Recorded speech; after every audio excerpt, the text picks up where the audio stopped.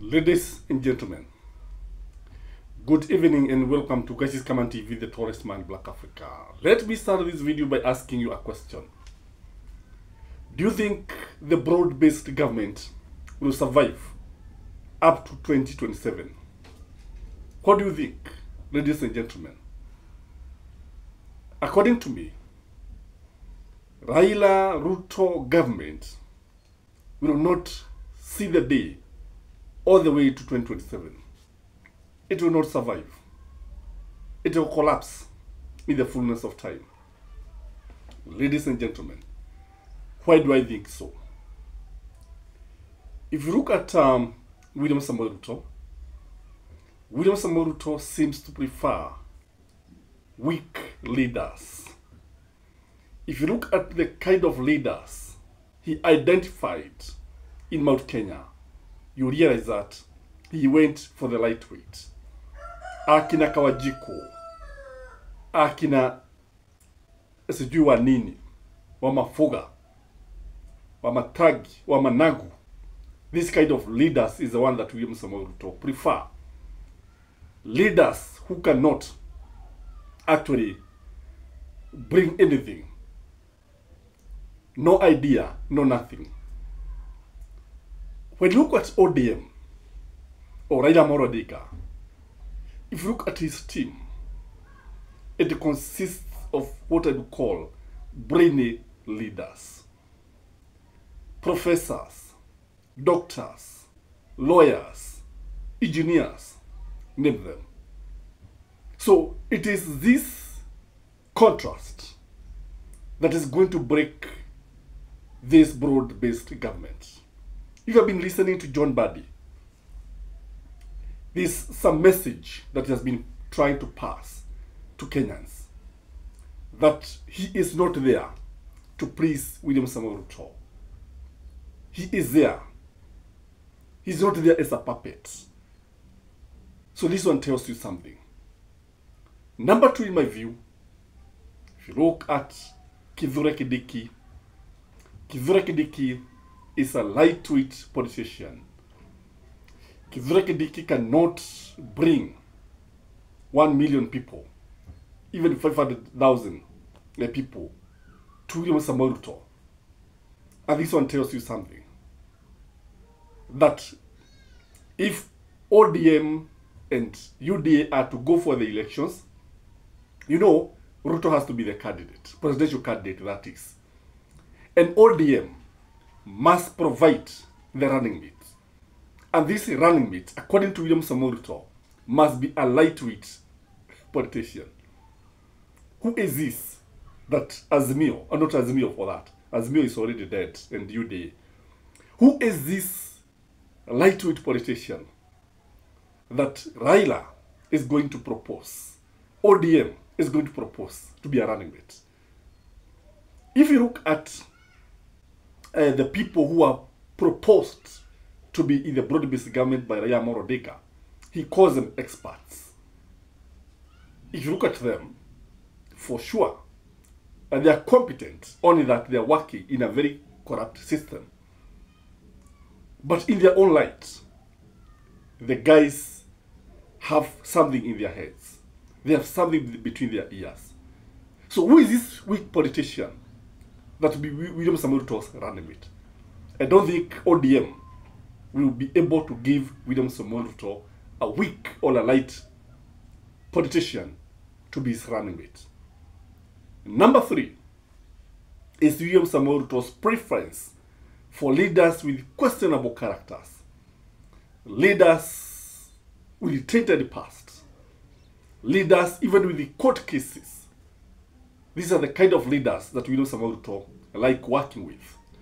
If you look at his cabinet, it tells a story of people who are not very clean as far as integrity is concerned.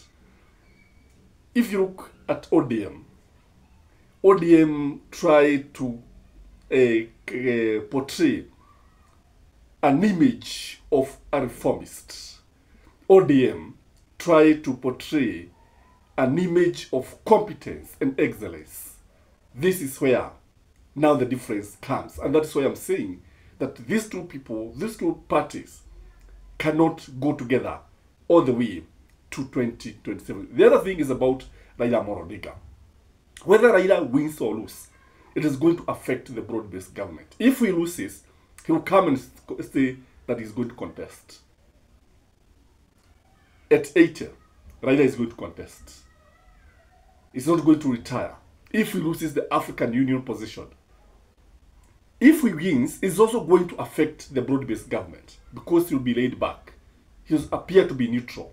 He wants to portray an image of a neutral person, a Pan-Africanist. And this one is going to annoy William Ruto because he's hoping Raila will come and campaign for him. And once you are the chairman of the African Union, you are supposed to be non-aligned. You are not supposed to support any side. That is the truth of the matter. So this is what is going to break the camel's back. The other issue is that when you look at William Ruto does not like to be challenged. He doesn't. He doesn't like challenges. He doesn't like an alternative view. It is his way or the highway. He's not a Democrat, truth be said. And that's why you see, people have always been asking who advises William Ruto. And that's why he makes so many blunders, because it is his way or nothing.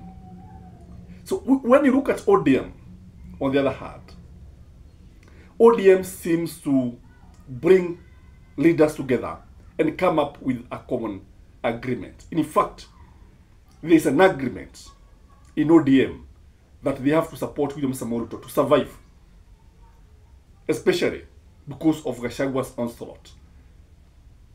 They knew that they were joining hands to send Gachagua home. They agreed, although they don't say it in public. That was the agreement. But William Ruto did not consult anybody. It is him and Raila Odinga, and Raila then consult Anyang Nyong, Orego, Oparanya, Joho, and so on and so forth. So how is he going to work if he does not like challenges, if he doesn't like alternative views? In fact, it's only a matter of time before the so-called experts resign.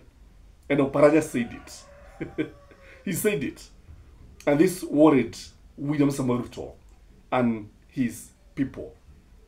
Again, when you look at the ambitions that is in ODM, people like Babu Owino strongly believe that one day they'll be president of this republic. The same case applies to some leaders who are in UDA. And William Ruto strongly believe that he's mentoring some people like Ishongwa, Akina Sudi. That is what he believes. And that's why when you look at ODM somehow tolerates dissent. Somehow. And that is why you see Babu Owino will remain ODM, although he did not vote for the impeachment of Rigathi Gachagua. But UDA is going to de-whip those who voted against Rigathi Gachagua impeachment. Those who abstained will be shown the door. Those who chairs powerful parliamentary committees will be chased away from the others, may be chased away from the party. So it is this contrasting and competing interest that is going to break the broad-based government. There's also the issue of mistrust. Do you think ODM trusts William Ruto? If William Ruto could do what he did to Rigathi Gachagua, what can't he do to Raila Odinga? What can he do to those guys who were actually nominated in his cabinet? And I think if I were them, I could not. If I were Raila Odinga, I could not have allowed them. Maybe if you wanted, maybe let him nominate outside parliament. Because somebody like Opiwa died. You see now, he can actually destroy his career for good. And John Badi, today, if they are dismissed by William Ruto, where will they go? So there is an issue of mistrust. The other thing is that new alliances are likely to come up. Kenyan's politics is very fluid. It changes every day. Today we have this, tomorrow you have a different mlego. And that is why today, if you look at the opposition, they are coalescing around Kalonzo Musyoka. The mountain is drifting toward Kalonzo Musyoka. And this is what I'm saying. That if, for example, the mountain decides to leave William Ruto, because when you look at Gachagua is causing a lot of damage so far when he's outside the government. I've seen him in Kirinyaga trying to actually identify what he's doing. He is identifying a lineup of leaders who I strongly believe, when you look at the reaction of the crowd, it tells you something, that people are listening to Rigathi Gachagua. So maybe these people who are in UDA are likely to flock to Gachagua's side. And this one, you leave William Ruto with nothing. Ladies and gentlemen, ODM can also run away, not to carry the blame of failure, because as I sit, I don't see anything that you can talk about. As to say, ODM wamefanya, no, UDA wamefanya hivi, wameleta maendeleo haya. Maybe, you know, a day in politics is just too long. But from where I sit, the broad-based government will not survive the fullness of time. Let's keep watching, because every day is new and the events come and go, but Kenya remain. Guys, please like the video and enjoy your weekend. Bye.